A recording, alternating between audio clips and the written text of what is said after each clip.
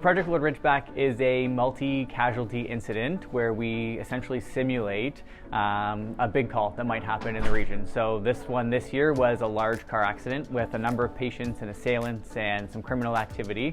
And it is basically designed to get all of our different programs to collaborate together in a big simulation.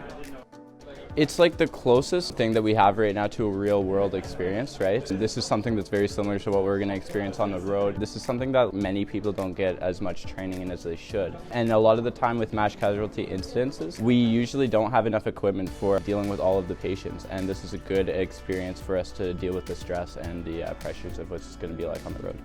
In class we learn a lot about the theories and what we're supposed to do, which is great. And in this we get to execute what we've learned. What I also liked is that, yes, and we do have labs in our program where we do work on our colleagues, like treat them as patients and we'll do it. But for some reason I feel like it was more realistic. So I felt like we had to think right away and we had to be calm and get into action. It was more serious, more professional, and I like that. A lot of the skills that are involved in something like this are the interpersonal skills. So often students have gotten a lot of training on how to do the specific part of their job, but not necessarily how to collaborate with all the other agencies that they may be involved with. It's different to see, just kind of seeing even how police officers would act in this situation. Of course, you need to be calm, you need to be confident in what you know.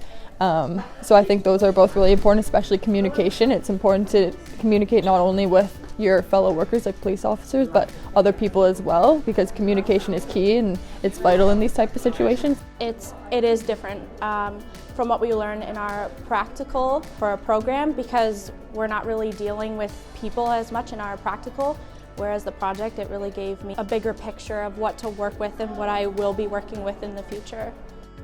You know, the expectations of business, industry, associations is rising all the time.